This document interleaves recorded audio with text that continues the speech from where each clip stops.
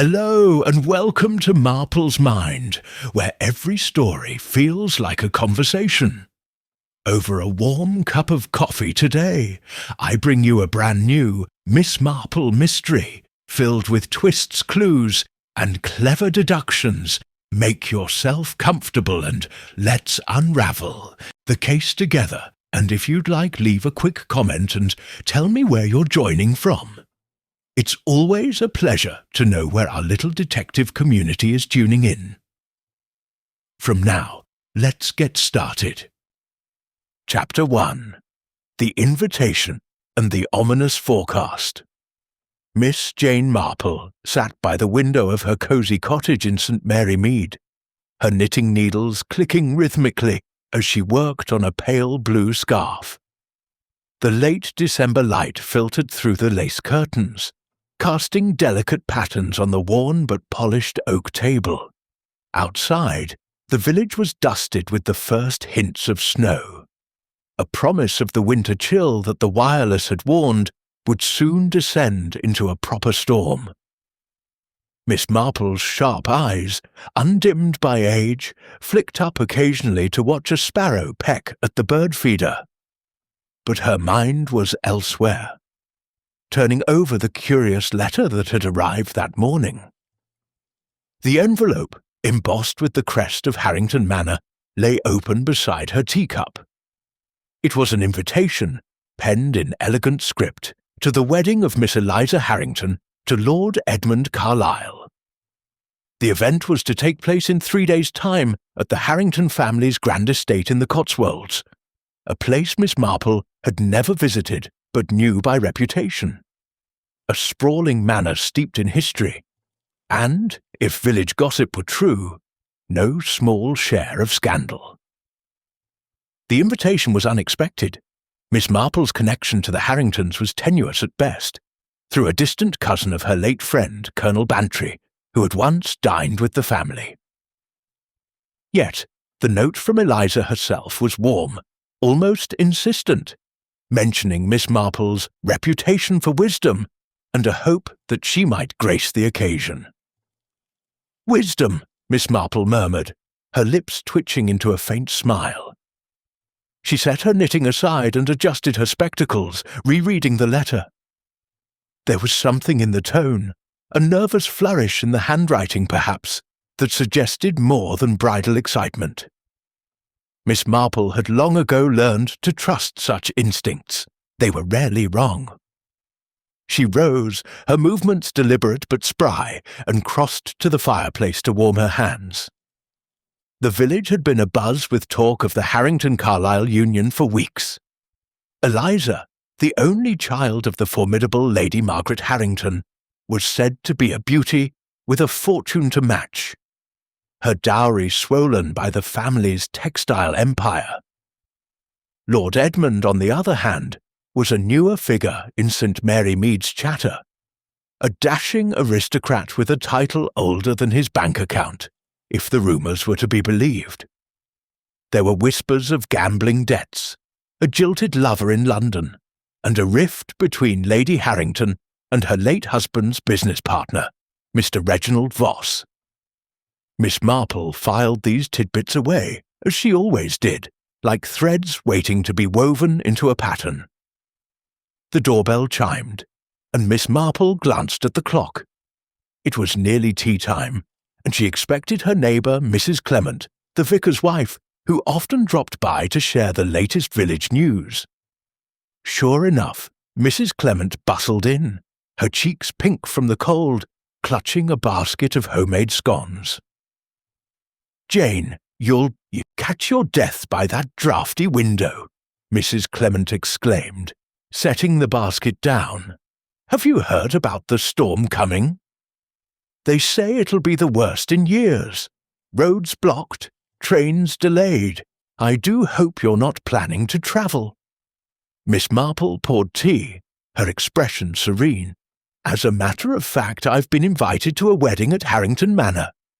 Eliza Harrington and Lord Carlisle. The invitation arrived this morning." Mrs. Clement's eyes widened. "Harrington Manor! "Oh, Jane, you must be careful. That family, well, you know what they say. Money doesn't buy happiness, and there's been no shortage of trouble there. I heard from Mrs. Price at the post office that Lady Harrington nearly disinherited Eliza over this match, and that Lord Carlisle, charming, but they say he's got debts piled higher than the manor's chimneys." Miss Marple nodded, her face giving nothing away. People do talk, don't they? But one mustn't judge too hastily. A wedding is a joyful occasion, after all. Mrs. Clement leaned forward, lowering her voice. "Joyful, perhaps, but mark my words, Jane, there's something odd about it. Why invite you, of all people? No offence, dear, but you're not exactly family. And with this storm brewing, it's no time to be stranded in a big house full of strangers."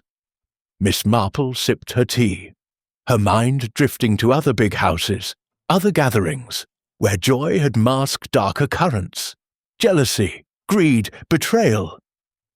She thought of the vicarage tea party last summer, where young Tommy Pierce's boasting had reminded her of a murderer she'd once unmasked. People, she reflected, were much the same everywhere, whether in St. Mary Mead or a grand manor. "I dare say I'll manage," she said mildly. "A bit of snow won't keep me from a wedding. And I rather fancy seeing Harrington Manor. It's said to have a splendid library." Mrs. Clement shook her head, unconvinced, but changed the subject to the church's Christmas pageant. Miss Marple listened politely, her fingers resuming their knitting, but her thoughts were on the journey ahead. She would need her warmest shawl, her sturdiest boots, and, of course, her notebook. Weddings brought people together. Families, friends, enemies, and with them, secrets. If there was trouble at Harrington Manor, as Mrs. Clement's gossip suggested, Miss Marple intended to be ready. That evening, as she packed a small suitcase, the wireless crackled with another weather warning. Heavy snow expected across the Cotswolds, with winds that could isolate rural estates for days. Miss Marple paused, glancing at the invitation once more. The phrase, "Your presence would mean so much," lingered in her mind. Was it a plea, however subtle? She tucked the letter into her bag, alongside her knitting and a well-worn copy of The Vicar of Wakefield. Whatever awaited her at Harrington Manor, she would face it with her usual quiet resolve. As she turned down the lamp, the first snowflakes began to fall outside, soft and silent, blanketing St. Mary Mead in white. Miss Marple gazed out, her expression thoughtful. A storm was coming indeed, and not just the one the wireless predicted.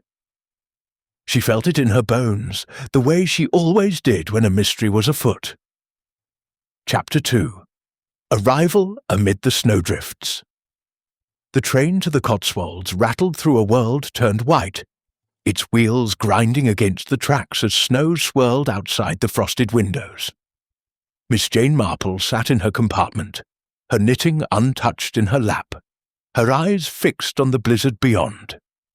The journey had been slow, with delays mounting as the storm worsened, but Miss Marple remained unruffled, her mind turning over the Harrington wedding and the curious invitation that had brought her here.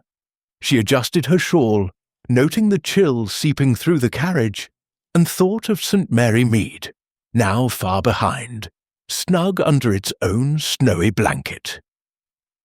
At last, the train lurched to a stop at a small windswept station.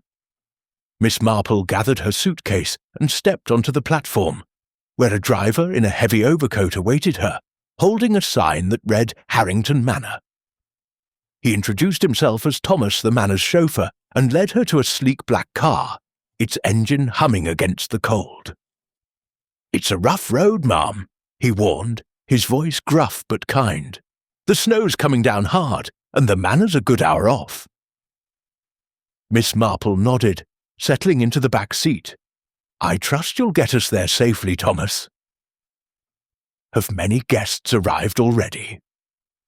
"Most of 'em, ma'am," he replied, glancing at her in the rearview mirror. "The bride's family, the groom's party, a few others. Bit of a tense lot, if you ask me. Weddings bring out all sorts, don't they?" "They do indeed," Miss Marple said, her tone mild but her eyes sharp. She filed away Thomas's remark, sensing the undercurrent of unease. The car wound through narrow lanes, the snow piling higher with each mile, until the silhouette of Harrington Manor loomed ahead, a grand grey-stoned edifice with tall windows glowing faintly against the storm. At the manor's entrance, Miss Marple was greeted by Eliza Harrington herself, a vision of youthful beauty with golden curls and a nervous smile. "Miss Marple, how kind of you to come!" Eliza exclaimed, clasping her hands. "I've heard such stories about you from Cousin Arthur." "I do hope you'll enjoy the wedding. I'm sure I shall," Miss Marple replied, her gaze lingering on Eliza's fleeting frown, as if some worry tugged at her. The hall was opulent, with polished marble floors, a grand staircase, and a chandelier casting prisms of light. Servants bustled about, carrying trays and directing guests, while a fire roared in a massive hearth, its warmth a stark contrast to the icy wind rattling the windows. Eliza introduced Miss Marple to her mother, Lady Margaret Harrington, a tall woman with steel-grey hair and an air of authority. "Miss Marple, a pleasure," Lady Harrington said, her voice clipped. "I trust the journey wasn't too taxing." Her eyes, however, seemed to appraise Miss Marple, as if questioning her presence. Miss Marple smiled demurely, noting the tension in Lady Harrington's posture. The other guests were a mixed assembly. Lord Edmund Carlisle, the groom, was all charm, with dark hair and a quick laugh, though his eyes darted nervously when Eliza's name was mentioned. There was Mr. Reginald Voss, the family's business partner, a stout man with a forced joviality. Clara Pennington, Eliza's bridesmaid, whose sharp glances suggested envy rather than joy. And a quiet maid, Sarah, who moved like a shadow, her eyes downcast but observant. Miss Marple also noted a young man, introduced as Henry Langston, Eliza's former suitor, whose presence at the wedding seemed to unsettle several guests. As Eliza led Miss Marple to her room, a cosy chamber with a four-poster bed and a view of the snow-covered grounds, Miss Marple caught snippets of conversation from the hall below. "It's madness to go forward with this," a man's voice hissed, possibly Voss's. "You know what's at stake." A woman's sharp retort followed, too low to discern. Miss Marple's lips pursed. Weddings, she reflected, were like village fetes. Everyone brought their secrets, and they rarely stayed hidden. Dinner was announced, but Miss Marple lingered by her window, watching the snow deepen, sealing the manor off from the world. The isolation felt almost deliberate, as if the storm were a conspirator in whatever drama was unfolding. She thought of a case in St. Mary Mead, where a locked village hall had hidden a thief's scheme. Here the stakes felt higher. Descending to the dining room, Miss Marple joined the guests who were gathered around a long table adorned with silver and crystal.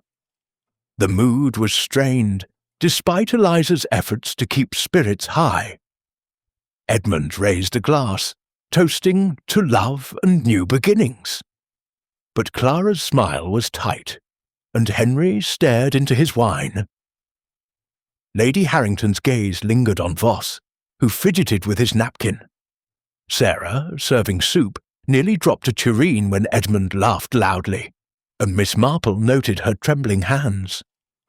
Conversation turned to the storm, with Voss grumbling about delayed deliveries, and Lady Harrington assuring everyone the wedding would proceed.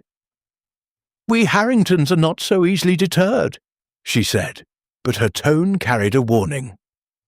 Miss Marple listened, her knitting needles clicking softly in her lap, her eyes catching every glance, every pause.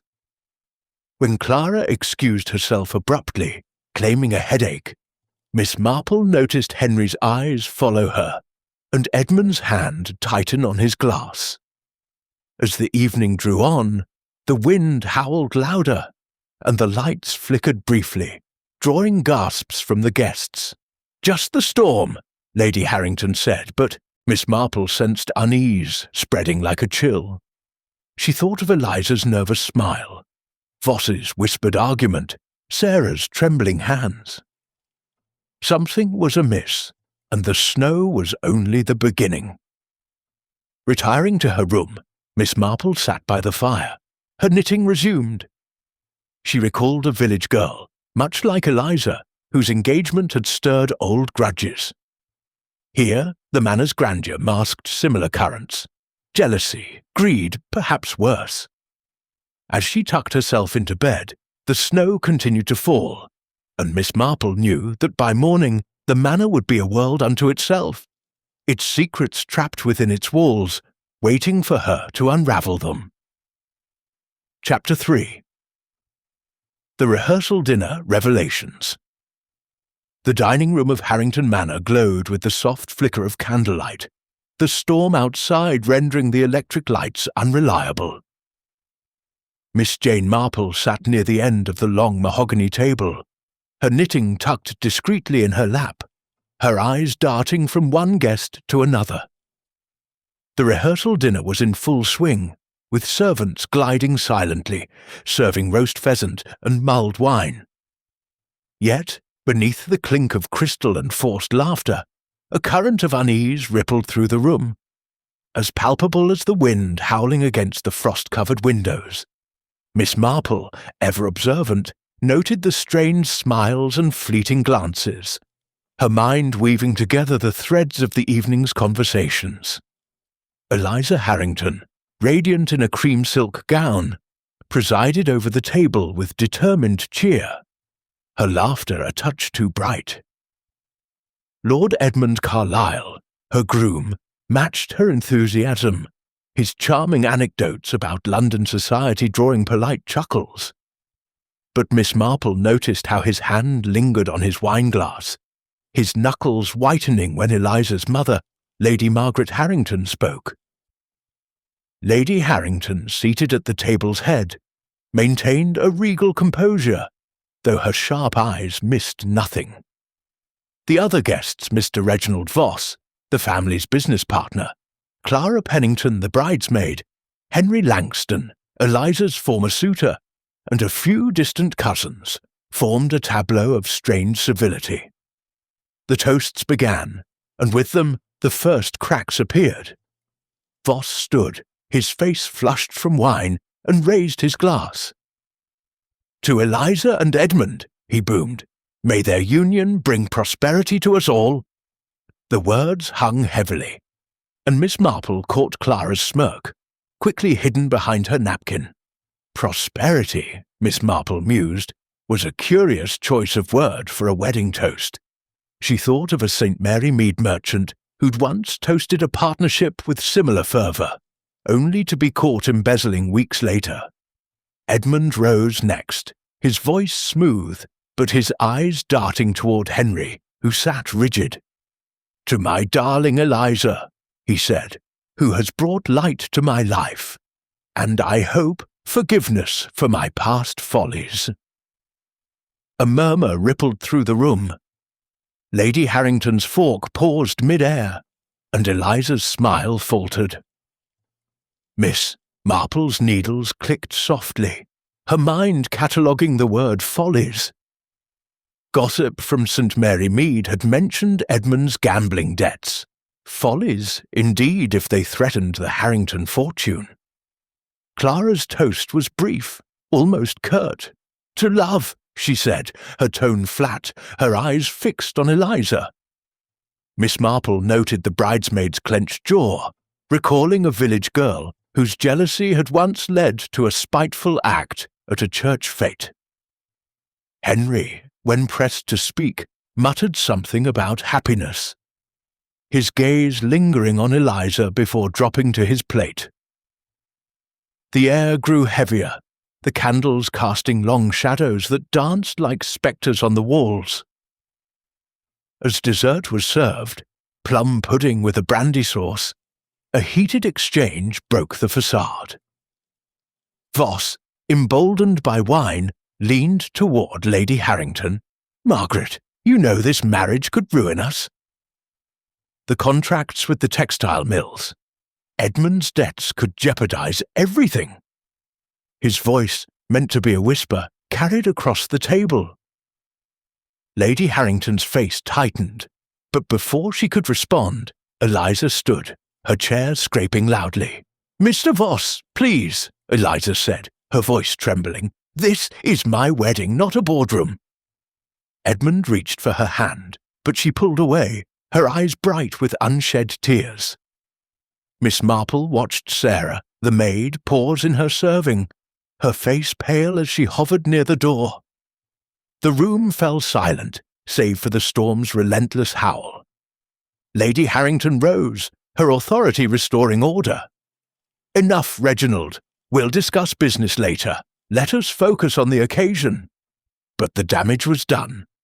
Guests shifted uncomfortably, and Miss Marple's keen ears caught a low mutter from Henry to Clara. "He's right, you know." "This wedding's a mistake."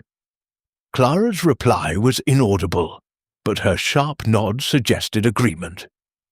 Miss Marple sipped her tea, her demeanour serene but her mind racing. She recalled a similar dinner in St. Mary Mead, where a farmer's careless remark had exposed a feud over land. Here the stakes were higher. Money, love, and perhaps darker secrets. She turned her attention to Sarah, who had resumed serving but fumbled a spoon, drawing a sharp glance from Lady Harrington.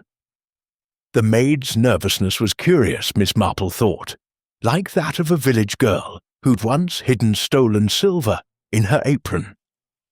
As the evening wound down, the guests dispersed to the drawing-room for coffee. Miss Marple lingered, engaging Clara in polite conversation about the wedding flowers. "Such lovely roses," Miss Marple said, "though they must be costly in winter." Clara's smile was tight. "Eliza gets what she wants," she replied, her tone laced with bitterness. Miss Marple nodded, filing away the resentment for later. She then approached Henry, who stood by the fireplace, staring into the flames. "You've known Eliza long, I gather?" she asked gently. Henry started, then nodded. "Since we were children, she deserves better than this circus." His words were clipped, his eyes avoiding hers. Miss Marple smiled, her expression kindly, but her thoughts sharp. A spurned lover, perhaps, or something more. The lights flickered again, and a collective gasp rose as the room plunged into darkness for a moment. When the candles were relit, Miss Marple noticed a glass of wine on the sideboard, untouched but with a faint residue at the rim. She leaned closer, her nose detecting a bitter undertone beneath the wine's bouquet. "Poison? No," she cautioned herself. "It could be imagination." But she made a mental note to watch that glass. As the guests retired, Miss Marple ascended the grand staircase, her steps slow but deliberate. The manor creaked under the storm's weight, and she felt the isolation closing in, like a village cut off by floodwaters. In her room, she sat by the fire, her knitting resuming its rhythm. The dinner had revealed fault lines, Voss's financial fears, Clara's jealousy, Henry's resentment, Edmund's guarded charm. And Sarah, the maid, whose eyes saw more than she let on. Miss Marple thought of Eliza's trembling voice, defending her wedding.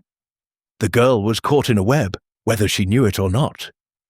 As the storm raged on, sealing the manor from the outside world, Miss Marple knew the real danger lay within these walls. She tucked her knitting away, her mind already piecing together the evening's clues, ready for whatever the next day would bring. Chapter 4. The Midnight Murder.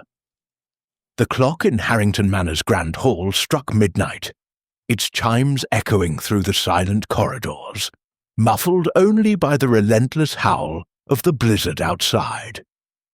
Miss Jane Marple lay awake in her guest room, her knitting idle on the bedside table, her ears attuned to the Manor's creaks and groans.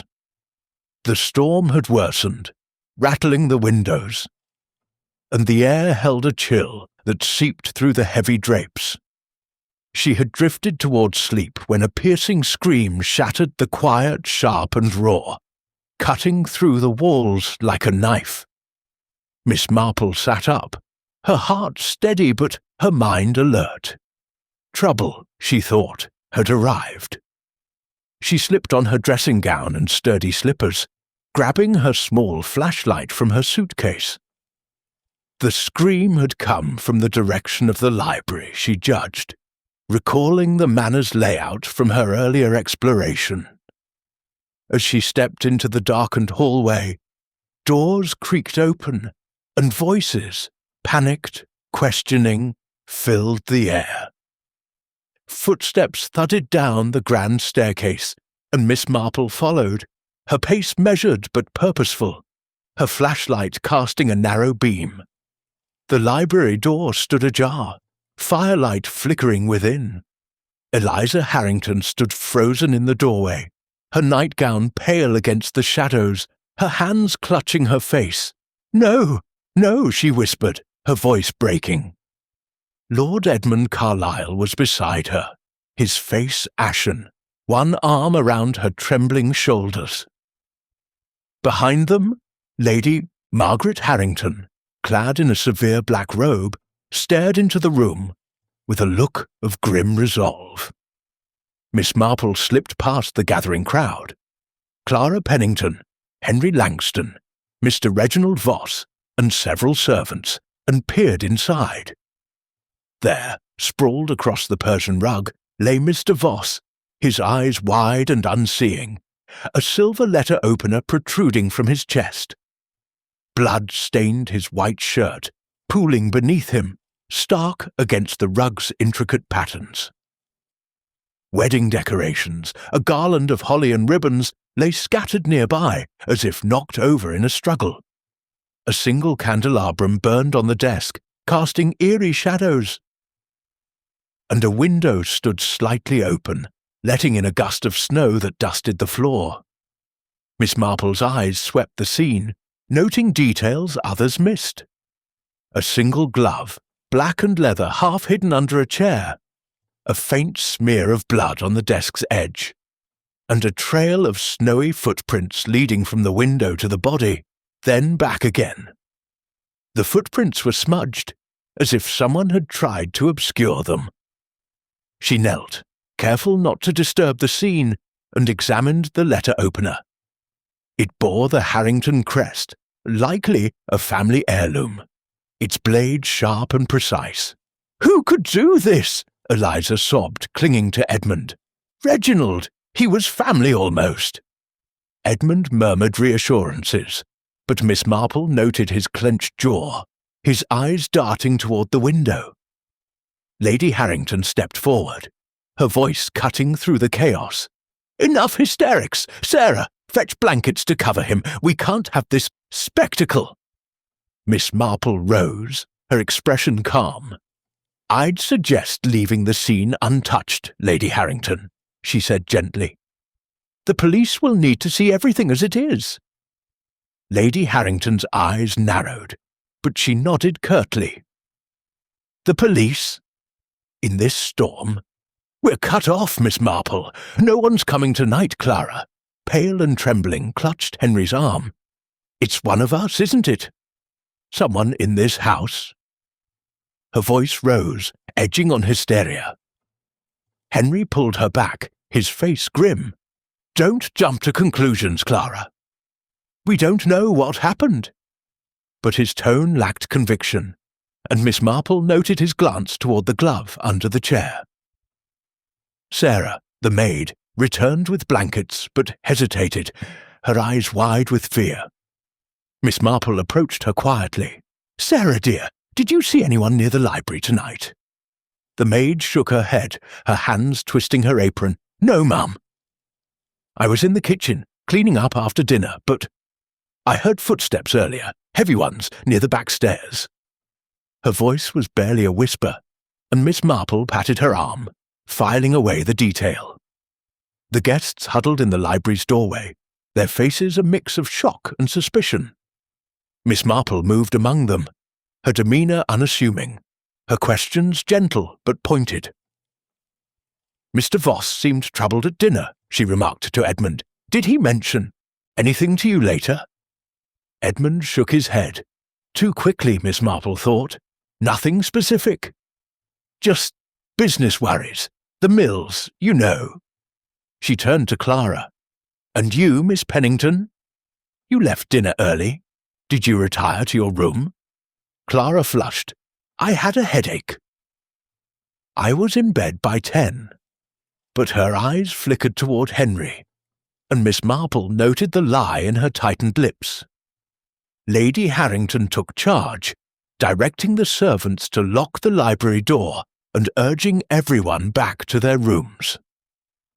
"We'll deal with this at first light," she said, her voice brooking no argument.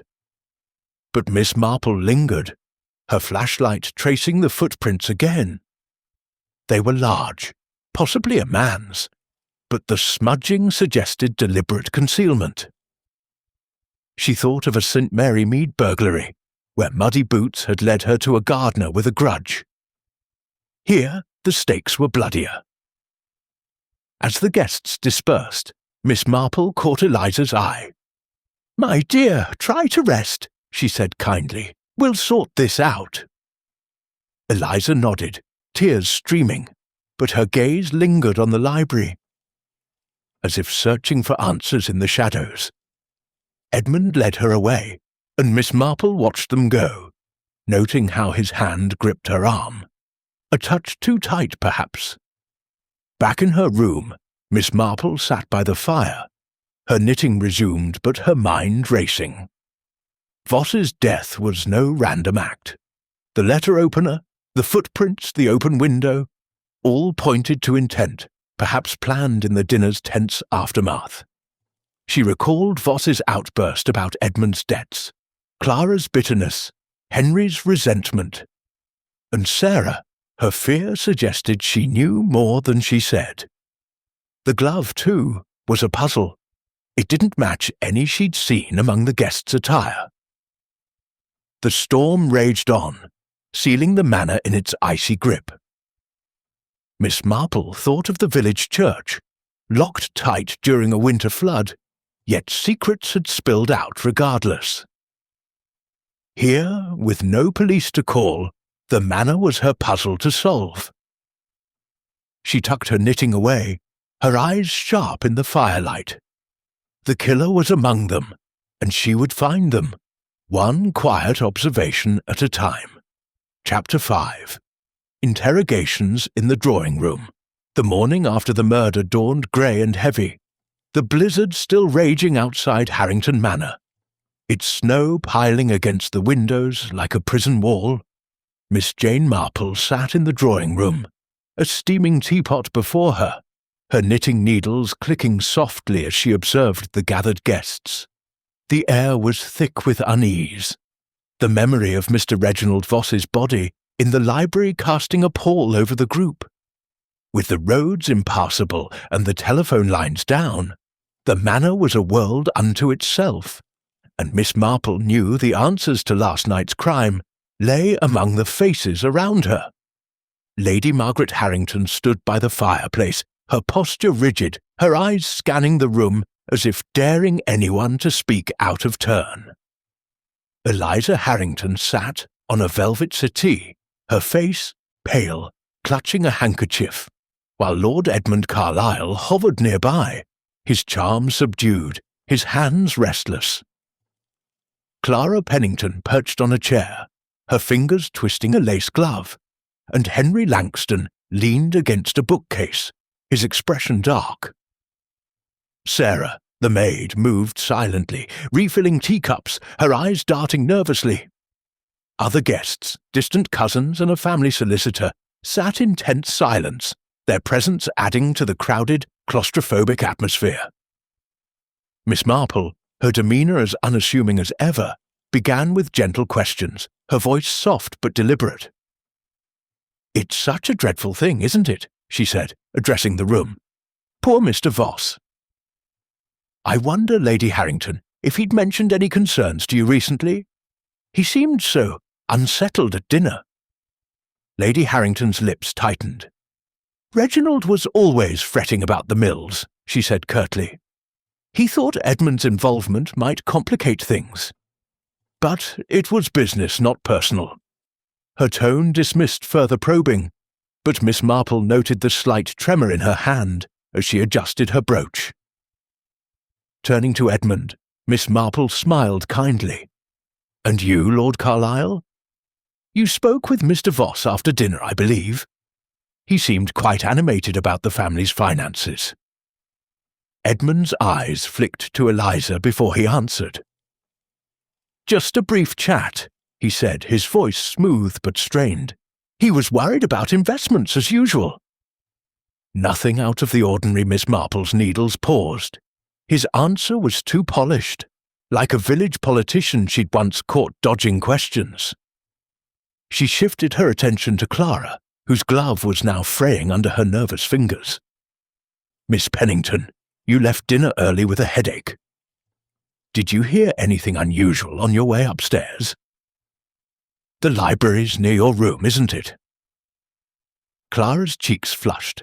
"I was in bed by 10, she said sharply. "I heard nothing until that scream." But her eyes darted to Henry, and Miss Marple recalled their whispered exchange at dinner, hinting at shared secrets. Henry, catching her gaze, straightened. "I was in my room too," he said, unprompted. "Reading. Didn't hear a thing until Eliza screamed." His tone was defiant, but Miss Marple noted his clenched fists, reminiscent of a St. Mary Mead youth who'd lied about a stolen bicycle. Sarah, pouring tea, spilled a drop, and Miss Marple turned to her gently. "Sarah, dear, you mentioned footsteps near the back stairs last night. Could you describe them? Heavy, light, hurried?" Sarah froze, her eyes wide. "Heavy, ma'am," she whispered. "Like boots, maybe." "I thought it was Thomas, the chauffeur, checking the doors." Miss Marple nodded, filing away the detail. Heavy footsteps matched the smudged prints in the library, but Thomas had been in the servants' quarters according to the housekeeper. As the morning wore on, the lights flickered, plunging the room into gloom, before a servant lit more candles. The power outage heightened the tension, and voices grew sharp. Clara accused Henry of lurking near the library, which he denied hotly. Edmund suggested a burglar might have entered through the open window, but Lady Harrington snapped, "In this storm?" "Nonsense, Eliza," near tears, pleaded for calm, but her voice shook, and Miss Marple saw Edmund's hand tighten on her shoulder, a gesture that seemed less comforting than controlling. Miss Marple sipped her tea, her mind piecing together fragments. She recalled a St. Mary Mead case where a farmer's wife had unravelled a theft by noticing mismatched alibis. Here the alibis were flimsy: Clara's headache, Henry's reading, Edmund's vague chat with Voss. She thought of the glove in the library, black and leather, unlike Clara's lace, or Lady Harrington's silk. And Sarah's footsteps. Could they belong to the killer, or someone else entirely? To test a theory, Miss Marple mentioned the letter opener casually. Such a fine piece, with the Harrington crest. Was it kept in the library, Lady Harrington? The matriarch nodded. It was my husband's, always on the desk. Anyone could have taken it. But her eyes flicked to Edmund, and Miss Marple noted the suspicion there.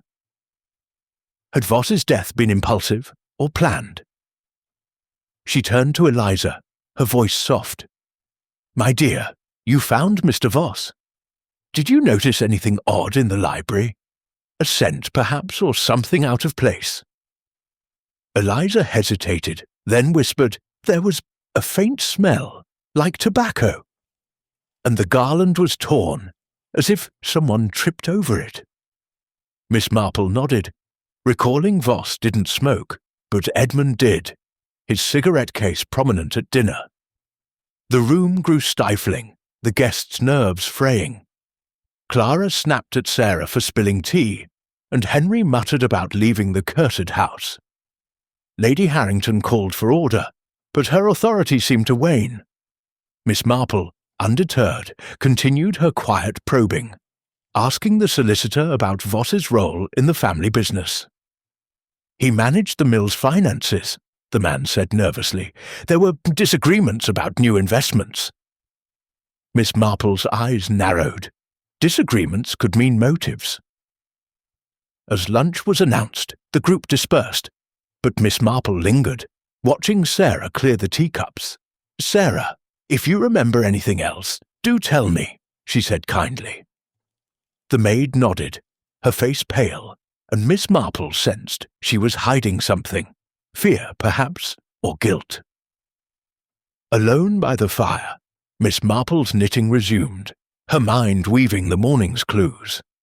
Voss's death tied to the mills, Edmund's debts, Clara's jealousy, Henry's resentment, Sarah's secrets. All were threads in a tangled web.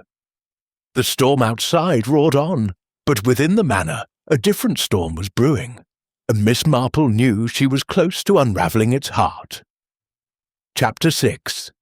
Secrets Buried in the Snow. The blizzard outside, Harrington Manor showed no sign of abating, its icy grip tightening around the estate, sealing the guests in a cocoon of suspicion and fear. Miss Jane Marple stood by her window, peering through the frosted glass at the snow-covered grounds, where drifts piled high against the stone walls. The morning's interrogations in the drawing-room had yielded fragments of truth, but the murder of Mr. Reginald Voss remained a puzzle, its pieces scattered like the snowflakes beyond. Miss Marple, her knitting tucked into her bag, felt the pull of the outdoors. A clue, she sensed, lay hidden in the storm's aftermath. Dressed in her warmest shawl and sturdy boots, Miss Marple enlisted Thomas, the chauffeur, to accompany her on a brief venture outside. "Just a short walk, Thomas," she said, her voice gentle but firm. "I'd like to see the grounds near the library window." Thomas, bundled in a heavy coat, raised an eyebrow, but nodded, accustomed to the whims of elderly guests. They exited through a side door, the wind biting at their faces as they stepped into the snow, which reached Miss Marple's ankles. The library's window, where the snowy footprints had been found, was their destination. The snow was disturbed here, churned by the storm, but also, Miss Marple noted, by human hands. She knelt, her flashlight illuminating a patch where the snow seemed deliberately packed, as if to conceal something. With Thomas's help, she brushed away the top layer, revealing a crumpled piece of paper, its edges singed as if someone had tried to burn it. Miss Marple unfolded it carefully. A letter dated a month prior from Voss to Lady Harrington.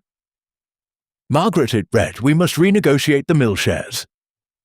Edmund's debts threaten our stability. I know about the codicil." The word codicil was underlined twice, and Miss Marple's eyes narrowed. A codicil to a will, perhaps? She tucked the letter into her pocket, her mind racing. Thomas, shivering, glanced around. "Best get back inside, ma'am." This storm's no place for lingering. But Miss Marple's gaze lingered on a nearby hedge, where a glint of metal caught her light. She pointed, and Thomas retrieved a small knife, its blade crusted with snow but clean of blood. "Odd place for a knife," he muttered. And Miss Marple nodded, noting its plain handle, unlike the ornate letter opener that killed Voss. A red herring? Or a second weapon? She asked Thomas to keep it safe, her tone casual but her thoughts sharp. Back inside, the manor buzzed with tension. In the drawing room, the guests had gathered again, their faces drawn from lack of sleep and mounting fear. Eliza sat by the fire, her eyes red-rimmed, while Edmund paced, his cigarette case clutched tightly.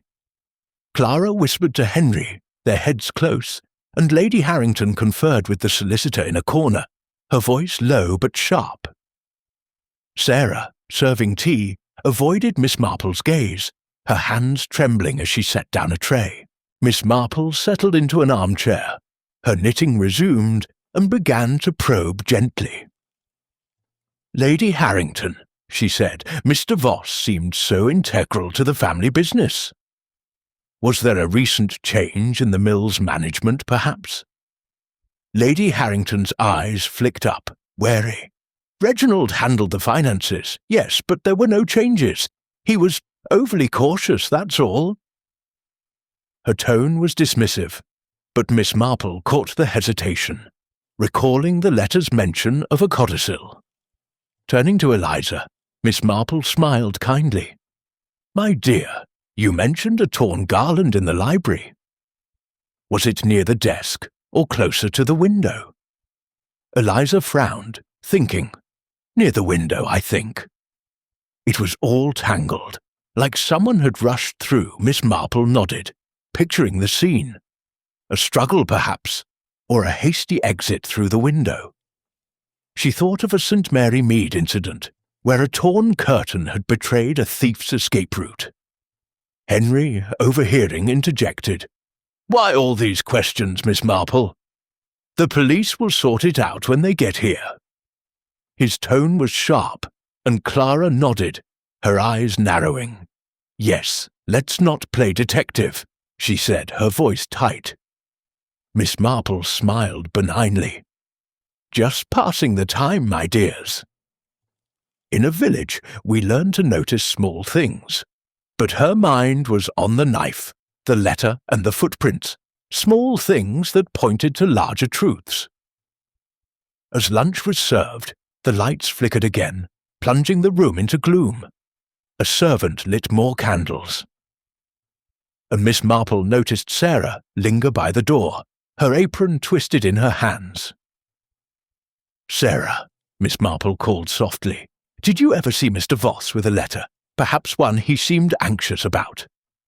Sarah started, her face paling. "No, ma'am. I just cleaned the rooms." But her eyes darted to Lady Harrington, and Miss Marple filed away the reaction, recalling a village maid who'd hidden a secret for her mistress. The meal was tense, with accusations simmering. Clara snapped at Edmund. "If you hadn't pushed Voss about the mills, he might still be alive." Edmund's face darkened. "That's absurd. I barely spoke to him." Lady Harrington silenced them with a look, but Miss Marple noted Eliza's flinch, as if the accusation struck a nerve. Henry, meanwhile, stared into his soup, his silence louder than words. After lunch, Miss Marple slipped away to the library, now locked but accessible with Thomas's key. She examined the window again, noting the latch was loose, easily opened from outside. The footprints, though faded by the storm, suggested a man's boots, but the smudging hinted at deliberate concealment. She thought of the knife in the snow. A distraction, perhaps, to mislead an investigation. Back in her room, Miss Marple sat by the fire, her knitting a steady rhythm. The letter's mention of a codicil suggested a hidden clause in a will, perhaps one that threatened Edmund's future or Eliza's inheritance. Voss's death, she mused, might protect someone's claim or destroy it.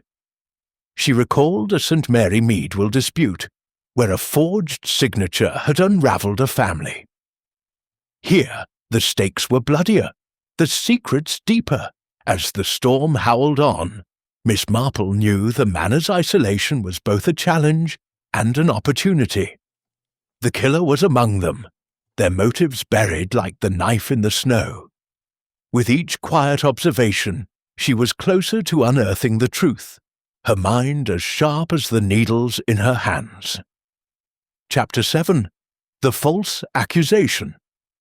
The storm outside Harrington Manor raged on, its icy winds battering the windows, but within the drawing room a different tempest brewed. Miss Jane Marple sat quietly in a corner, her knitting needles clicking rhythmically, her eyes scanning the guests gathered in the flickering candlelight. The murder of Mr. Reginald Voss had tightened the screws of suspicion, and the isolation of the snowbound manor amplified every glance, every whispered word. The morning had brought no relief. The roads remained blocked, and the telephone lines were still down. Miss Marple, her mind sharp as ever, sensed the group teetering on the edge of chaos, and she knew a single spark could ignite accusations. The spark came at midday, when Thomas, the chauffeur, entered the room, his face grim. He held the black leather glove Miss Marple had seen in the library, now wrapped in a cloth. "Found this under the chair, as you said, Miss Marple," he announced, his voice carrying across the room. "And there's more. Mr. Voss's pocket watch is missing. I saw it on him at dinner, but it wasn't on his body." The guests froze, their eyes darting to one another. Lady Margaret Harrington, standing by the fireplace, demanded, "What are you implying, Thomas?" Thomas hesitated, then pointed at Henry Langston, who stood near the window. "I saw Mr. Langston with a glove like that yesterday, and he was near the library before the scream. I'm no detective, but it looks bad." The room erupted. Clara Pennington gasped, her hand flying to her mouth, while Eliza Harrington clutched Edmund's arm, her face pale. Henry's eyes widened, his fists clenching. "That's absurd," he snapped. "I was in my room, as I said. Anyone could have a glove like that." Miss Marple's needles paused, her gaze steady on Henry. She recalled a St. Mary Mead incident where a lost scarf had wrongly accused a shopkeeper's son of theft. Circumstantial evidence, she knew, was a treacherous thing. She spoke softly, her voice cutting through the din. "Thomas, dear, are you certain the glove is Mr. Langston's? Gloves are common enough, especially in winter." Thomas faltered, his confidence waning. "It looked like his, ma'am. Black leather, same style." Edmund seized the moment, his voice sharp. "Henry, you were upset about Eliza's marriage. Did you argue with Voss? He knew about your past with her, didn't he?" Eliza flinched, and Henry's face reddened. "I didn't touch him," he shouted. "I'd never. Voss was nothing to me." But his voice cracked, and Miss Marple noted the desperation, like a village lad caught in a lie. Lady Harrington stepped forward, her tone icy. "Enough! Henry, explain yourself. Where were you when Reginald was killed?" Henry stammered. "I told you, in my room, reading." "I didn't hear anything until Eliza screamed Clara." Her eyes narrowing, chimed in. "You were pacing the hall earlier, Henry. I saw you near the library door."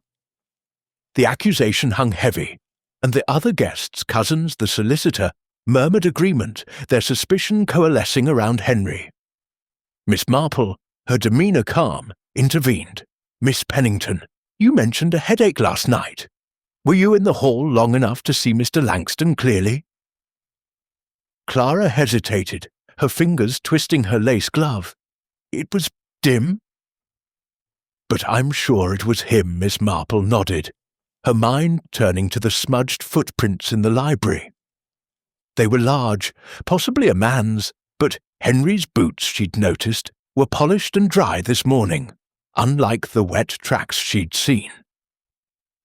To test the theory, she turned to Sarah, the maid, who hovered by the tea tray, her face pale. "Sarah, you mentioned heavy footsteps near the back stairs." Did you see anyone, perhaps carrying a watch or glove?" Sarah's eyes widened, and she shook her head. "No, ma'am. Just heard the steps. I thought it was Thomas." Thomas bristled. "I was in the servants' quarters, as Mrs. Bates can confirm." Miss Marple smiled, noting Sarah's fear and Thomas's defensiveness. Someone, she thought, was planting seeds of doubt. She rose, her shawl slipping slightly, and approached the glove, still in Thomas's hand. "May I?" she asked, examining it closely. The leather was worn, with a small tear at the wrist, unlike the pristine gloves she'd seen Henry wear at dinner. "Curious," she murmured, "that this was left so prominently in the library." Almost as if meant to be found. Her words hung in the air, and she caught Edmund's quick glance at Clara, a flicker of unease passing between them. To diffuse the tension, Miss Marple suggested tea, and the group reluctantly settled, though Henry remained the focus of wary glances. She engaged Lady Harrington in conversation, probing gently. "Mr. Voss's watch was valuable, I presume? A family heirloom, perhaps?" Lady Harrington nodded. "It was my husband's, engraved with his initials." Reginald cherished it. Miss Marple filed away the detail, wondering if the watch's absence was theft, or a deliberate misdirection. As the afternoon wore on, the lights flickered, plunging the room into shadow before candles were relit. The gloom fueled paranoia, and Clara whispered loudly to a cousin, "Henry's always been jealous." He never got over Eliza. Henry overheard, his face darkening, but he said nothing, retreating to a corner. Miss Marple watched, her mind on a St. Mary Mead case, where a stolen brooch had led to a false accusation, unravelled by a single truthful witness. She approached Eliza, who sat trembling. "My dear, did Mr. Voss ever mention trouble with anyone here? Perhaps over the mills, or a will?" Eliza's eyes darted to her mother, then back. "He argued with Mother about the business, but nothing specific. He was always so protective." Her voice broke, and Miss Marple patted her hand, noting the fear in her eyes. Protective or controlling, she wondered. The day's end brought a near-second incident. As the guests dispersed, a loud crash echoed from the hall. A vase, knocked over, shards scattered near the library door. Clara screamed, claiming she'd seen a figure fleeing, and suspicion turned again to Henry. But Miss Marple, inspecting the scene, found a damp patch on the carpet, as if snow had been tracked in. The library window, she recalled, was loose. Someone had been outside again. In her room that evening, Miss Marple sat by the fire, her knitting steady. The glove, the watch, the vase, all pointed to a setup, but Henry's agitation made him an easy target. She thought of the singed letter from Voss, mentioning a codicil. Was it tied to the watch? A symbol of inheritance? The killer, she sensed, was growing desperate, planting clues to shift blame. As the storm howled, Miss Marple knew the truth was close, buried in the manor's secrets, waiting for her to unearth it. Chapter 8. Unveiling the Hidden Alliance. The snowbound Harrington Manor felt like a pressure cooker, its air thick with suspicion, as the storm raged outside, sealing the guests in a tightening web of secrets. Miss Jane Marple sat in the drawing-room, her knitting needles moving steadily, her eyes flitting over the assembled company. The false accusation against Henry Langston had frayed nerves further, and the discovery of Mr. Reginald Voss's missing pocket watch and the planted glove had deepened the mystery. Miss Marple, her mind as sharp as the needles in her hands, sensed the killer was growing reckless, their carefully laid plans unravelling under the weight of her quiet scrutiny. The morning light filtered through heavy snow, cast a pallid glow over the room. Lady Margaret Harrington stood by the window, her face a mask of control, though her fingers betrayed a slight tremble as she clutched a teacup. Eliza Harrington sat close to Lord Edmund Carlisle, her eyes red from crying, while Edmund's charm had given way to a tense, watchful demeanour. Clara Pennington fidgeted with her lace glove, her glances darting between Henry and the door. And Henry himself stood apart, his expression a mix of defiance and exhaustion. Sarah, the maid, moved silently, her face pale as she served scones, her eyes avoiding Miss Marple's. Miss Marple began her gentle probing, her voice soft but deliberate. "Lady Harrington," she said, "that letter opener in the library, so distinctive with the family crest. Was it often used or kept as an ornament?" Lady Harrington's eyes narrowed. "It was my husband's, rarely used." "It stayed on the desk for show." Her tone was clipped, but Miss Marple caught a flicker of unease, as if the question touched a nerve. She thought of the singed letter she'd found, mentioning a codicil, perhaps tied to the Harrington estate. Turning to Edmund, Miss Marple smiled benignly. "Lord Carlisle, you mentioned Mr. Voss was concerned about investments. Did he ever speak of a will, or changes to it?" Edmund's hand froze on his cigarette case. "A will? No, nothing like that. Just business talk, mills, profits." His voice was too smooth, and Miss Marple noted his quick glance at Lady Harrington, a silent exchange that spoke volumes. The room's tension spiked when Clara, her voice sharp, interrupted, "Why are we still talking in circles?" Henry was near the library, and that glove was his. Henry rounded on her, his face flushed. "I told you it's not mine." "Someone's trying to pin this on me." Eliza gasped, and Edmund stepped forward, his tone conciliatory but strained. "Let's not accuse without proof, Clara." "We're all on edge." Miss Marple's needles paused. The outburst had revealed alliances, and she sensed Clara and Edmund were more connected than they let on. To test her theory, Miss Marple approached Sarah, who was clearing plates. "Sarah, dear, you mentioned heavy footsteps near the back stairs. Did you notice anyone smoking near there? A pipe, perhaps, or cigarettes?"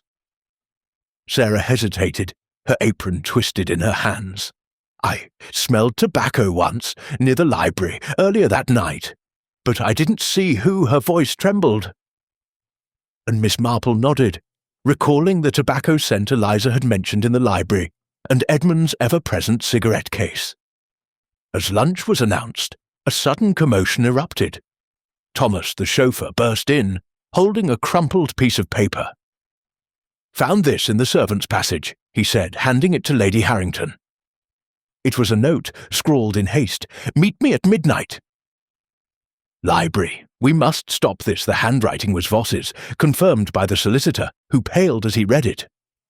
The room buzzed with speculation, and Clara pointed at Henry. "It's proof! He met Voss and killed him." Henry's face darkened, but Miss Marple intervened, her voice calm. "The note doesn't name anyone, Miss Pennington. Let's not leap to conclusions." She examined the note, noting its creases, as if it had been clutched tightly before being discarded. It suggested a secret meeting. But with whom? She recalled a St. Mary Mead case where a cryptic note had exposed a blackmail scheme. Here, the stakes were higher. Turning to Lady Harrington, she asked, "Was Mr. Voss involved in any recent disputes over the estate?" "A codicil, perhaps, Lady Harrington's." Teacup rattled. "There was no codicil," she said sharply. "Reginald was loyal to the family." But her eyes flicked to Edmund, and Miss Marple sensed a lie. The afternoon brought a startling revelation. As the guests dispersed, Miss Marple lingered, overhearing a hushed argument between Clara and Edmund in the hallway. "You promised we'd be safe," Clara hissed. If they find out about us, it's over." Edmund's reply was low, urgent. "Keep quiet, Clara." No one knows Miss Marple's heart quickened.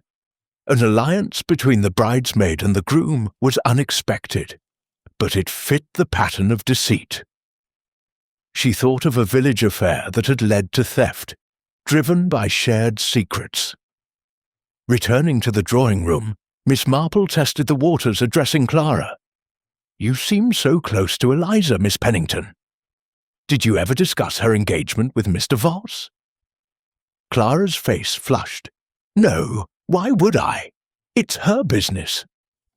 But her voice shook, and Miss Marple noted Edmund's sudden interest in his cigarette, avoiding her gaze. The pieces were falling into place. Clara's jealousy, Edmund's debts, and Voss's knowledge of a codicil that could threaten their plans. As evening approached, the lights flickered, plunging the manor into shadow. A scream echoed from the attic, and the guests rushed upstairs to find Sarah, crumpled on the floor, a heavy candlestick beside her. She was alive, but dazed, a bruise blooming on her temple. "Someone pushed me," she whispered, her eyes wide with fear. Miss Marple knelt beside her, her mind racing. The killer, she realized, was desperate, striking to silence a witness. Sarah's fear, her hints about tobacco and footsteps, suggested she'd seen something crucial. In her room that night, Miss Marple sat by the fire, her knitting steady as she pieced together the clues. The note, the codicil, Clara and Edmund's alliance, it all pointed to a motive rooted in the Harrington fortune. She recalled a St. Mary Mead widow whose secret affair had led to murder, hidden by false alibis. Here, the attic attack confirmed the killer's panic. As the storm howled, Miss Marple knew the truth was near, tangled in the manor's secrets, ready for her to unravel with one final push. Chapter 9. The Wedding Day Confrontation. The morning of the intended wedding day at Harrington Manor broke with a faint lightening of the storm, the snow falling less fiercely, though the roads remained impassable. Inside, the air was thick with dread. The murder of Mr. Reginald Voss and the attack on Sarah casting a shadow over what should have been a joyous occasion. Miss Jane Marple, seated in the drawing-room with her knitting in her lap, felt the weight of the manor's secrets pressing closer. The clues, the singed letter, the glove, the missing pocket watch, the note, and the alliance between Clara Pennington and Lord Edmund Carlisle had woven a pattern, and Miss Marple was ready to unravel it. The guests gathered reluctantly, their faces drawn from sleepless nights. Eliza Harrington, in a simple day dress instead of a bridal gown, sat by the fire, her eyes hollow. Edmund hovered near, his charm replaced by a nervous edge, his cigarette case clutched tightly. Lady Margaret Harrington stood by the window, her posture rigid, while Clara fidgeted, her lace glove now tattered. Henry Langston, still stung by accusations, stood apart, his expression grim. Sarah, her temple bandaged, served tea with trembling hands, her fear palpable. The other guests' cousins, the solicitor, watched silently, sensing a reckoning. Miss Marple, her voice gentle but commanding, rose from her chair. "I think it's time we discussed what happened to poor Mr. Voss," she said, her eyes sweeping the room, "and why Sarah was attacked. It's all connected, isn't it?" The guests froze, their eyes darting. Lady Harrington's teacup clinked sharply. "Miss Marple, this is hardly the time," she began, but Miss Marple raised a hand, her demeanour unyielding. "Let's start with the library," she said, producing the singed letter from her pocket. "This, from Mr. Voss to Lady Harrington, mentions a codicil to a will. It suggests Voss knew something that threatened someone's inheritance. She paused, noting Lady Harrington's sudden pallor and Edmund's tightened grip on his cigarette case. The codicil, I suspect, altered the Harrington estate's terms, perhaps reducing Eliza's dowry or redirecting funds from the mills. Eliza gasped, her eyes on her mother. "Mother, is this true?" Lady Harrington's lips tightened. There was a codicil, yes, but it was minor. Reginald was overreacting. Miss Marple nodded. Her mind on a St. Mary Mead will dispute where a hidden clause had sparked betrayal. Minor or not, it worried someone enough to kill him. She turned to the library's evidence, pacing slowly. The letter opener with the Harrington crest was no random choice.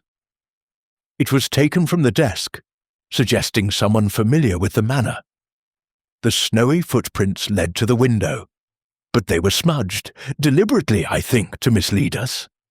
And the glove, black leather, not Henry's, but placed to cast suspicion. Henry exhaled, relief flickering, but Clara's face paled. Miss Marple's gaze settled on Edmund. "Lord Carlisle, you smoke cigarettes, don't you?" Eliza mentioned a tobacco scent in the library, and Sarah smelled it near the back stairs. "Your case is never far from your hand." Edmund laughed, a hollow sound. "Half the men here smoke, Miss Marple." "That proves nothing." But his eyes darted to Clara, and Miss Marple caught the exchange. She produced the crumpled note Thomas had found. This note, in Voss's hand, called for a midnight meeting in the library. "We must stop this," it said. "Stop what? The wedding? The codicil's enforcement?" She turned to Clara. "Miss Pennington, you and Lord Carlisle seem close. I overheard you in the hall, worried about being found out. Were you and Edmund plotting to secure the estate, perhaps by silencing Voss?" Clara's face crumpled, her voice shrill. "That's ridiculous! I barely knew Voss." But Edmund stepped forward, his face hard. "Enough, Clara. Don't say another word." The room stilled, and Miss Marple's needles clicked once, a punctuation. "You see," she continued, "Voss's death protected someone's claim to the fortune. But Sarah saw something, perhaps you, Lord Carlisle, near the library." The attic attack was meant to silence her. Sarah whimpered, and Miss Marple patted her arm. "Sarah, dear, you told me about heavy footsteps and tobacco. Was it Lord Carlisle you saw?" Sarah nodded, tears streaming. "I saw him by the library door before midnight. I was scared to tell. The room erupted." Eliza sobbed, Lady Harrington gasped, and Henry shouted, "I knew it!" Edmund lunged for the door, but Thomas blocked it, his bulk immovable. "Not so fast, my lord," he growled. Miss Marple raised her voice, calm but firm. "Lord Carlisle, you argued with Voss about his debts, didn't you? He threatened to expose the codicil, which would ruin your plans to secure Eliza's fortune. You met him at midnight, and when he wouldn't yield, you used the letter opener. The glove was a clumsy attempt to frame Henry, and the knife in the snow a distraction." Edmund's face twisted, his charm gone. "You've no proof," he spat, but Clara broke, sobbing. "It was his idea. He said Voss would ruin us, that the codicil cut Eliza's dowry. I only helped hide the watch." The confession hung heavy, and Eliza collapsed, her mother rushing to her side. Miss Marple sighed, her knitting still. "Love and greed make a dangerous pair," she said softly, recalling a St. Mary Mead affair that ended in theft. "You planned to marry Eliza for her fortune, Lord Carlisle, but Voss stood in your way." Edmund slumped, his defiance crumbling, as Thomas and the solicitor restrained him. As the storm eased outside, the manor's tension broke, replaced by grief and relief. Miss Marple sat back, her work done, her mind already turning to the quiet of St. Mary Mead. The truth, like the snow, had settled, revealing the ugliness beneath the manor's grandeur. Chapter 10. Resolution and the thawing truth. The storm that had gripped Harrington Manor began to relent, its fierce winds softening to a gentle whisper, and the snow, which had piled high against the windows, settled into a quiet blanket under a pale morning sun. Inside, the air was heavy with the aftermath of Miss Jane Marple's dramatic confrontation. The truth about Mr. Reginald Voss's murder laid bare. The drawing-room, where the guests had gathered one final time, felt less like a prison now, though the weight of betrayal lingered. Miss Marple sat by the fire, her knitting needles moving steadily, her calm presence a beacon amid the emotional wreckage. Lord Edmund Carlyle stood near the door, his hands bound loosely with a scarf by Thomas the chauffeur, who kept a watchful eye. Edmund's charm had vanished, replaced by a sullen defiance, his eyes avoiding Eliza Harrington, who sat on a settee, her face pale and tear-streaked. Clara Pennington, her confession still echoing, huddled in a chair, her lace glove discarded, her shoulders shaking with sobs. Lady Margaret Harrington stood by the window, her regal composure frayed but intact, while Henry Langston, vindicated but sombre, leaned against a bookcase. Sarah, the maid, served tea with steadier hands, her fear eased by the truth's unveiling. The other guests, cousins the solicitor, watched in silence, their relief tempered by shock. Miss Marple, her voice gentle but clear, addressed the room. "It's a sad thing," she said, her needles pausing, "how greed and desperation can twist love into something dark. Lord Carlyle, you saw Eliza's fortune as a way out of your debts, but Mr. Voss's knowledge of the codicil threatened that." Edmund's jaw tightened, but he said nothing, his silence a confession of its own. She turned to Clara, her tone kind but firm. "Miss Pennington, you were drawn in by promises, weren't you? Helping to hide the watch, perhaps planting the glove to frame Mr. Langston?" Clara nodded, her voice barely audible. "Edmund said it would secure our future. I didn't know he'd kill Voss. I just wanted to be free of this place." Miss Marple sighed, recalling a St. Mary Mead girl who'd been swayed by a charming rogue, only to regret her choices. Eliza, her voice breaking, looked at her mother. "The codicil! What was it, Mother? Why didn't you tell me?" Lady Harrington's face softened, a rare vulnerability showing. "It was your father's doing," she said quietly. "He added a clause to the will, limiting your dowry if you married without my approval. Voss wanted to enforce it, to protect the mills. I thought I could handle him." Her eyes glistened, and Miss Marple noted the guilt beneath her pride. Like a village matron who'd hidden a family secret too long, Miss Marple resumed her knitting, her mind tying up loose ends. "The letter opener was a crime of opportunity," she said, taken from the desk during a heated argument.